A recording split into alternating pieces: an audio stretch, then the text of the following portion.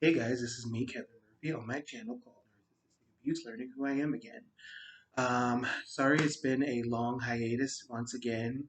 This COVID-19 is no joke. It's been affecting me as well as other people that I know pretty hard, and just slowly trying to get back to normal and back into the swing of things. I'm hoping you guys, my viewers, have been staying safe and masking up in places where it's necessary, and just protecting yourselves and taking the proper precautions when you're leaving the house and going to places, essential businesses, and places that are necessary. So, with that being said, tonight's video is going to be about how the narcissist pits siblings against one another. So, in my opinion, I think that this is one of the most insidious forms of abuse there is. When the narcissistic parent is purposely trying to isolate their target of abuse from their sibling. So, I'm going to talk about ways that the narcissistic parent will do this, and I'm going to also talk about why the narcissistic parent does this and what the target of abuse can do about it. So, ways that the narcissistic parent will do this is by triangulation. So the narcissistic parent will probably get pissed off at one of the kids. It's normally the target of abuse is normally the scapegoat, the person that the narcissist doesn't have control over anymore. So that narcissist may call the golden child, or if there's more than two siblings or whatever, the golden children or other members of the family, and get on the phone or get in person and start a bona fide smear campaign against that target. So that narcissistic parent may say things like, "Oh, Jimmy cursed me out," or Susan is being disrespectful to me and damaged my clothes and ran up my credit and took all my money and things like that. And so this is designed to isolate the target of abuse, or whoever the scapegoat is. And this is also designed to get everybody in the family, including all of the siblings, to hate or really dislike whoever is the target of abuse. Passive aggressive. This is very underhanded, and this is a very cruel way to punish the target of abuse. And the narcissist knows this. And so, what will happen in a situation like this is the narcissistic target will start to notice that the sibling or siblings are, pulling away from them. So if that sibling was calling the target of abuse maybe two, three, four times a week, that target of abuse may not hear from their sibling at all. And that target of abuse might reach out to the sibling to try to figure out what's going on and why that one sibling hasn't reached out. And they're met with a cold shoulder. Sometimes a sibling may confront the target of abuse, sometimes they may not, out of trying to be loyal to the narcissist. The narcissist usually will promise the golden child, or whoever is siding with the narcissist, some form of a preferred reward, whether it's taking the golden child out to dinner, or paying the golden child's bills, or whatever the carrot is. There's always a vested interest. There's always something that is in it for the golden child for disowning or ignoring the target of abuse. The reason why this is done is because the target of abuse has somehow stood up to the narcissist, or has set some boundaries, or said that I'm not going to tolerate this behavior anymore. And this frightens the hell out of a narcissistic parent. The narcissistic parent thrives on control and narcissistic supply. And when you threaten that narcissist with withdrawal of narcissistic supply, and you start to hold your own and become more independent, they don't like that. And they see that as a form of a narcissistic injury. So what they will do is if they feel if you're the target of abuse and you don't live in their house anymore, if you're the target of abuse and you don't need them for money, you don't need them for a car payment, you don't need them to pay your rent, your mortgage, any of your bills or anything like that, they will resort to this. So this is the reason why they do it is because they have lost control. They have lost that narcissistic supply, and you have caused a narcissistic injury by standing up to them and by setting boundaries and by creating your own space and becoming more independent. So they know that you may have a somewhat decent relationship with your siblings because to be honest with you, when you come from a narcissistic household, depending on how severe the narcissist is on the NPD scale, you usually don't have a very close relationship with your siblings in the first place. But it makes the relationship even more fraught and difficult to mend when that narcissist is purposely trying to create a rift between the two of you or multiple siblings that's involved in the situation. And this is targeted to isolate the target of abuse. Um, they want that target of abuse to come back to the narcissist on their knees.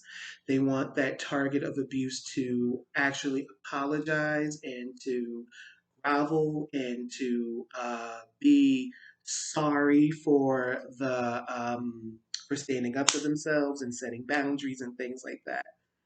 And so, what can, if you find yourself the target of this kind of abuse, what do you do?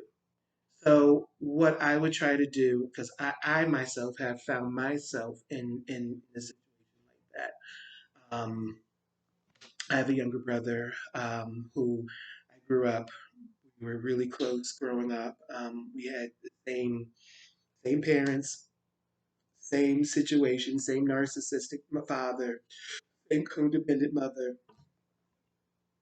And, as we got older, we became, we kind of went our separate ways. So I became more independent, and my brother has become more dependent on trying to get my father's attention, my father's love, and things like that. So how he does that is my brother doesn't have any boundaries. My brother doesn't say no to my dad when he needs money, when he needs things from him, and um, that's his way of trying to keep that relationship going because my brother doesn't want to disappoint my dad. My brother doesn't want to end the relationship or create any kind of a narcissistic injury. So usually in these kind of situations, the sibling relationship is always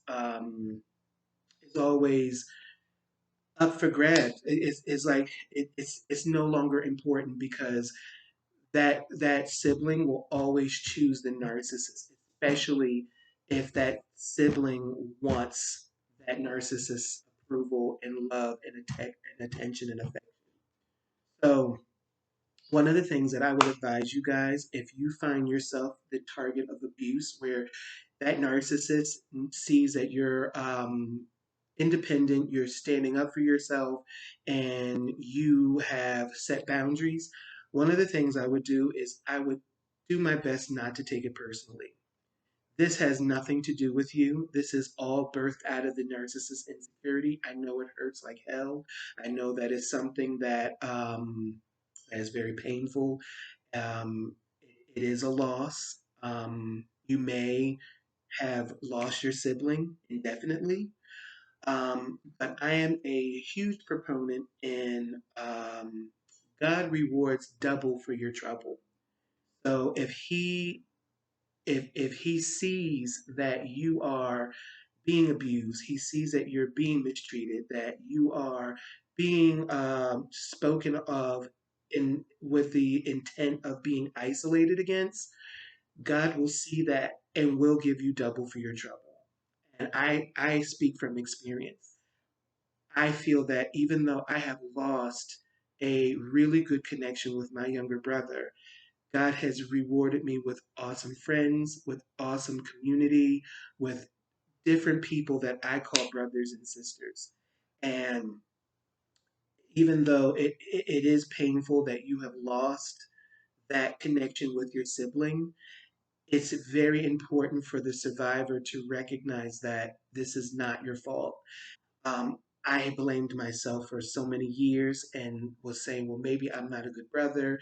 Maybe I did this wrong. Well, maybe if I did this better with my dad, then my brother and I would get along. And these are all lies. And these are all designed to make you feel bad about yourself, to make you self doubt, and things like that. The second thing I would try to do is I would try to mend that broken relationship.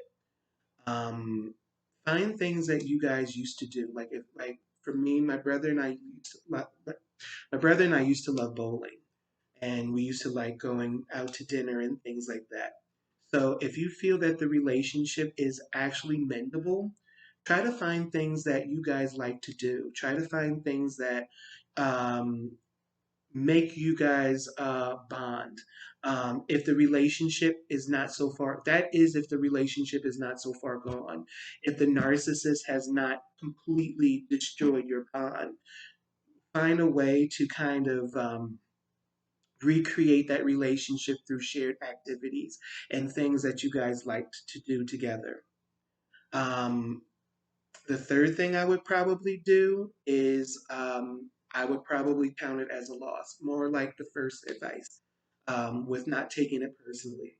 I would count it as a loss if the narcissist has smeared your name so bad to the point where the sibling doesn't want to have anything to do with you, has discarded you, has blocked your number, has kind of done everything they could not to listen to you and not want to have a relationship with you. That is where you have to recognize that um, I have lost a sibling, that I've done everything that I could to try to repair this relationship, and I need to move on. And I need to trust God and trust the process that I'm going to find other relationships and I'm going to find other people that are going to replace what I have lost. Now, just because you have been given relationships that may have replaced what you lost does not mean that you start expecting or having unrealistic expectations on the new people in your life. It is very important to still have your own autonomy and have your own independence even within these relationships. And I will talk more about that in another video. But one of the things that I have done wrong and that other people that who have suffered from narcissistic abuse have done wrong is they would take the relationships that were gifted to them in replacement to the relationships they lost with their family and start developing certain unrealistic expectations on those new relationships because they feel, well, I don't have my brother anymore, so I've been given this relationship this friendship or this other relationship, and now I'm going to put those expectations that I once had on my sibling onto those people. And that's something that you definitely don't want to do because those people that were so-called replacements are people that they're gifts. They are people that are gifts that that that were given to you in response to what you have suffered with your family of origin. So what we want to make sure is that we're not taking people for granted. We're not developing certain expectations on these relationships that are our friends or gifts that were given to us as a result of the mistreatment and abuse that we've had. And very, very important to make sure that our expectations of our friendships are balanced and that our that we are working within the pace that is appropriate and comfortable within the friendship or within the relationship. Um, the last thing we want to do is create codependent relationships with the people that, healthy people that we started developing relationships with. So, this was a pretty quick video on why the narcissist stoops to separate siblings from one another and pit one another from each other. My next video is going to be about why the narcissist cheats. So please stay tuned for that video. Once again, my name is Kevin Murphy. Please subscribe to my channel and like and subscribe. I have another book that is coming out maybe sometime this fall or probably the early part of next year. It's going to talk more about the dynamics of growing up in a narcissistic household and certain developmental disabilities or certain emotional development, maladaptive behaviors that we create from coming from a situation like that. So my book is going to talk a lot about those things. So please stay tuned for that and stay tuned for more videos. So bye for now. Take care.